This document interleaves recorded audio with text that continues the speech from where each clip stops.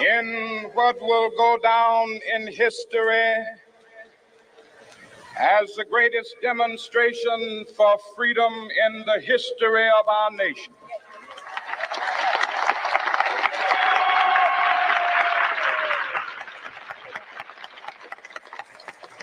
Five score years ago, a great American in whose symbolic shadow we stand today signed the Emancipation Proclamation.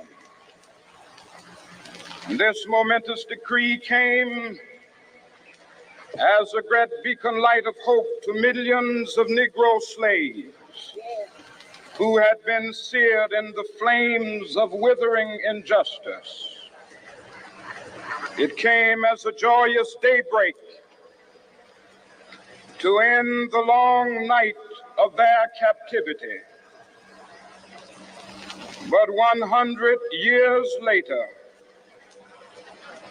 the Negro still is not free.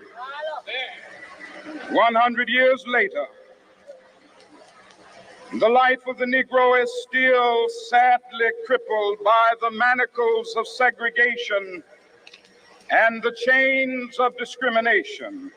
100 years later, the Negro lives on a lonely island of poverty in the midst of a vast ocean of material prosperity. 100 years later, the Negro is still languished in the corners of American society and finds himself in exile in his own land. And so we've come here today to dramatize a shameful condition. In a sense, we've come to our nation's capital to cash a check. When the architects of our republic wrote the magnificent words of the Constitution and the Declaration of Independence, they were signing a promissory note to which every American was to fall heir. This note was a promise that all men, yes, black men as well as white men, would be guaranteed the unalienable rights of life, liberty, and the pursuit of happiness. It is obvious today that America has defaulted on this promissory note insofar as her citizens of color are concerned. Instead of honoring this sacred obligation, America has given the Negro people a bad check, a check which has come back marked insufficient funds.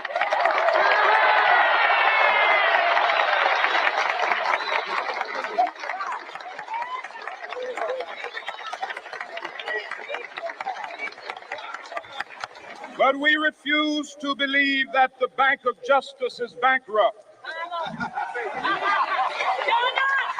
We refuse to believe that there are insufficient funds in the great vaults of opportunity of this nation.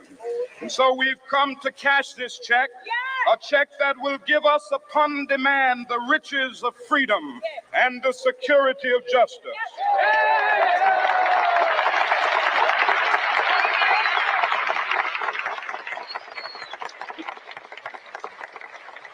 We have also come to this hallowed spot to remind America of the fierce urgency of now.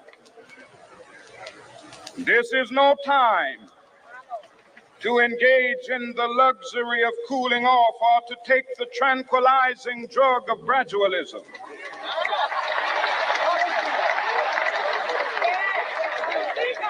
Now is the time to make real the promises of democracy. Now is the time to rise from the dark and desolate valley of segregation to the sunlit path of racial justice. Now is the time to lift our nation from the quicksands of racial injustice to the solid rock of brotherhood. Now is the time to make justice a reality for all of God's children. It would be fatal for the nation to overlook the urgency of the moment. This sweltering summit of the Negro's legitimate discontent will not pass until that is an invigorating autumn of freedom and equality. 1963 is not an end, but a beginning. Those who hoped that the Negro needed to blow off steam and will now be content will have a rude awakening if the nation returns to business as usual.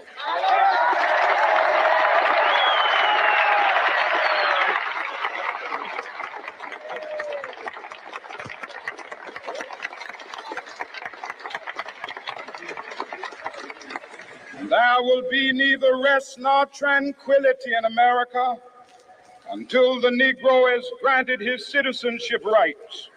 The whirlwinds of revolt will continue to shake the foundations of our nation until the bright day of justice emerges. But that is something that I must say to my people who stand on the warm threshold which leads into the palace of justice. In the process of gaining our rightful place, we must not be guilty of wrongful deeds. Let us not seek to satisfy our thirst for freedom by drinking from the cup of bitterness and hatred.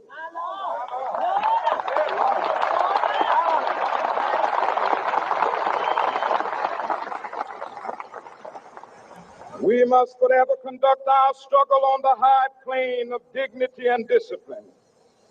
We must not allow our creative protests to degenerate into physical violence.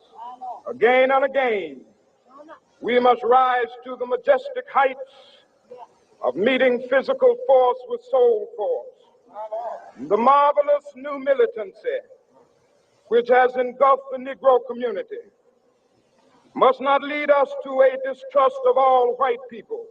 For many of our white brothers, as evidenced by their presence here today, have come to realize that their destiny is tied up with our destiny.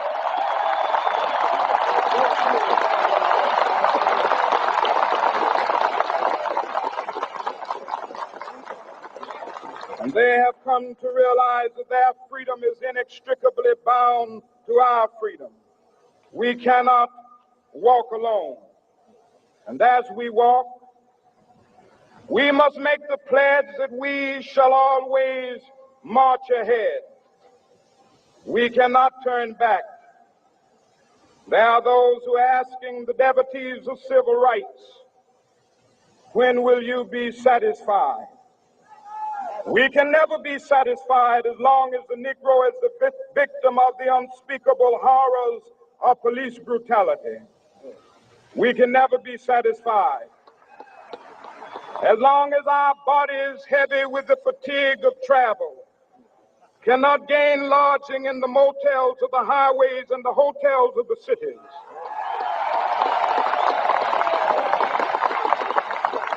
We cannot be satisfied as long as the Negro's basic mobility is from a smaller ghetto to a larger one. We can never be satisfied as long as our children are stripped of their selfhood and robbed of their dignity by signs stating for whites only.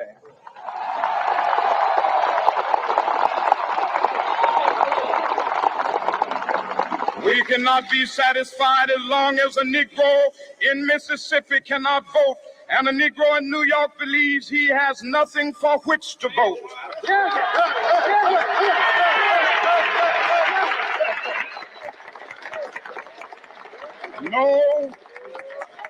No, we are not satisfied, and we will not be satisfied until justice rolls down like waters and righteousness like a mighty stream.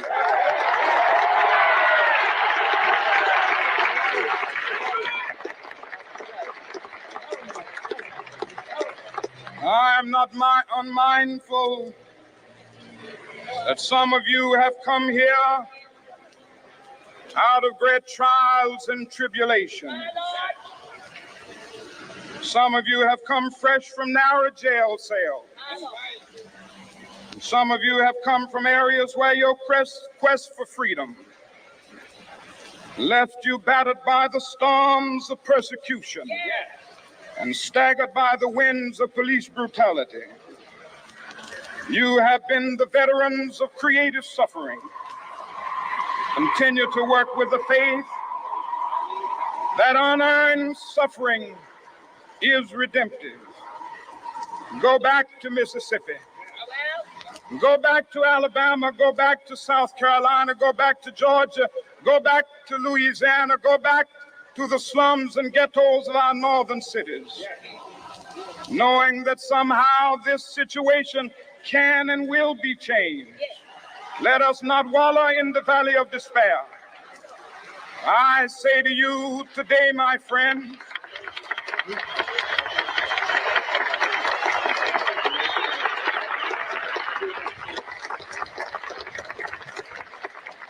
so even though we face the difficulties of today and tomorrow, I still have a dream. It is a dream deeply rooted in the American dream. I have a dream that one day this nation will rise up and live out the true meaning of its creed. We hold these truths to be self-evident, that all men are created equal.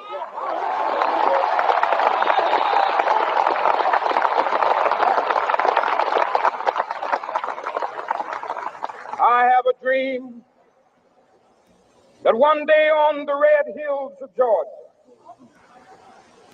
the sons of former slaves and the sons of former slave owners will be able to sit down together at the table of brotherhood. I have a dream that one day, even the state of Mississippi, a state sweltering with the heat of injustice, sweltering with the heat of oppression, will be transformed into an oasis of freedom and justice. I have a dream that my 4 little children will one day live in a nation where they will not be judged by the color of their skin, but by the content of their character. I have a dream today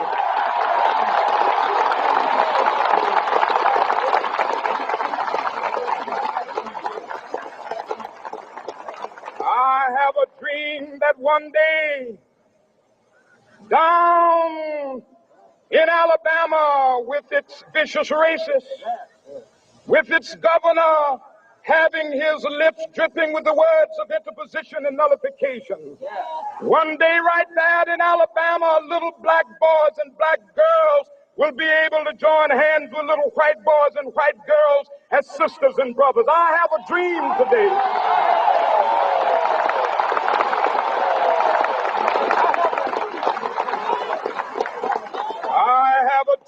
that one day every valley shall be exalted, and every hill and mountain shall be made low, the rough places will be made plain, and the crooked places will be made straight, and the glory of the Lord shall be revealed, and all flesh shall see it together. This is our hope. This is a faith that I go back to the South with. With this faith, we will be able to hew out of the mountain of despair a stone of hope. With this faith, we will be able to transform the jangling discords of our nation into a beautiful symphony of brotherhood. With this faith, we will be able to work together, to pray together, to struggle together, to go to jail together, to stand up for freedom together, knowing that we will be free one day. This will be the day. This will be the day when all of God's children will be able to sing with new meaning, my country, tears of thee. Sweet land of liberty, of thee I sing. Land where my fathers died, land of the pilgrim's pride. From every mountainside, Let freedom ring. And if America is to be a great nation, this must become true. And so let freedom ring from the prodigious hilltops of New Hampshire. Let freedom ring from the mighty mountains of New York. Let freedom ring from the heightening Alleghenies of Pennsylvania. Let freedom ring from the snow-capped Rockies of Colorado. Let freedom ring from the curvaceous slopes of California. But not only that, let freedom ring from Stone Mountain of Georgia. Let freedom ring from Lookout Mountain of Tennessee.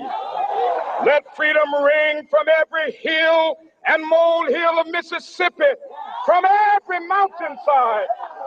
Let freedom ring, and when this happens,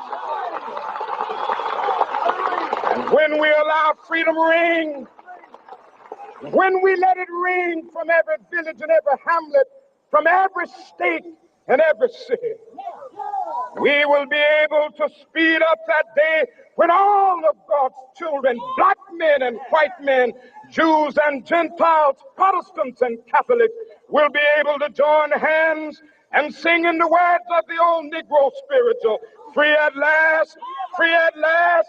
Thank God Almighty, we are free at last.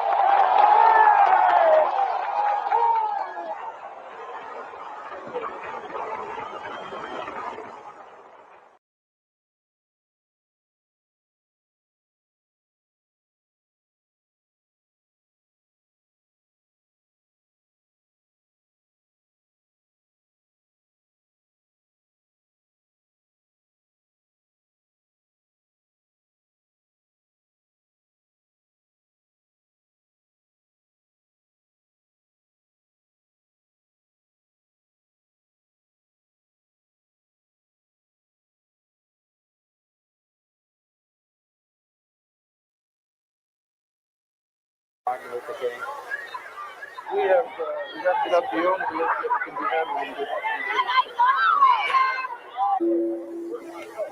Could you lower those signs, please? I have some very sad news for all of you, and that is that Martin Luther King was shot and was killed tonight in Memphis.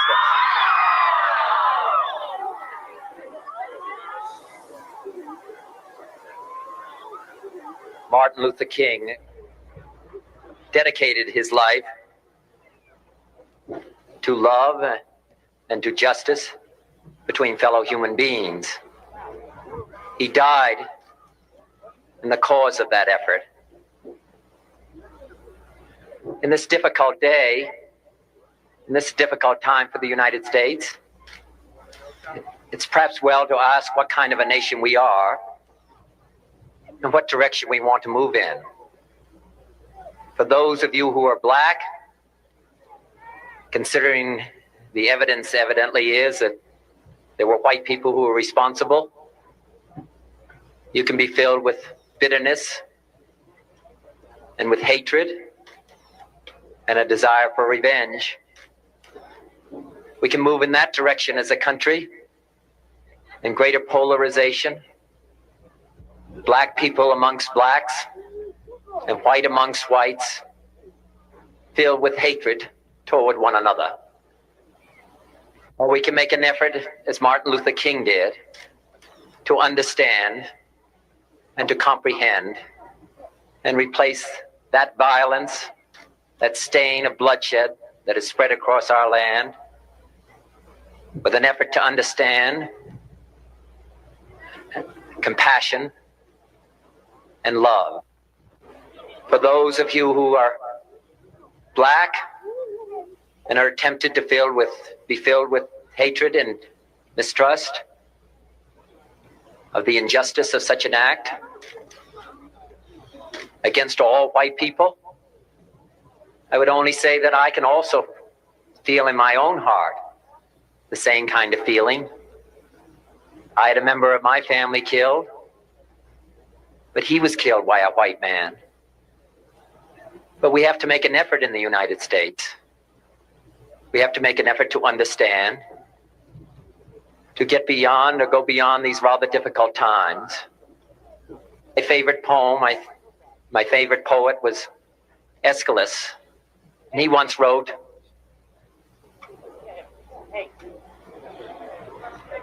"Even in our sleep, pain which cannot forget falls drop by drop upon the heart, until in our own despair, against our will, comes wisdom through the awful grace of God." What we need in the United States is not division. What we need in the United States is not hatred.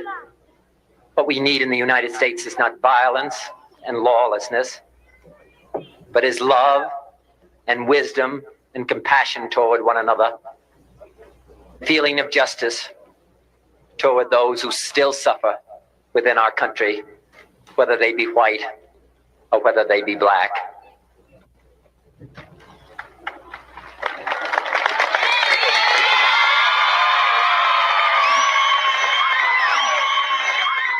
We can do well in this country. We will have difficult times. We've had difficult times in the past, but we will have difficult times in the future. It is not the end of violence. It is not the end of lawlessness, and it's not the end of disorder. But the vast majority of white people and the vast majority of black people in this country want to live together, want to improve the quality of our life, and want justice for all human beings that abide in our land.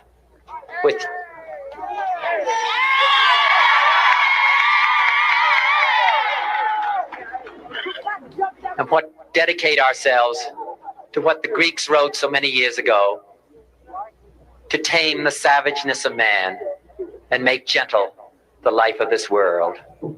Let us dedicate ourselves to that and say a prayer for our country and for our people. Thank you very much.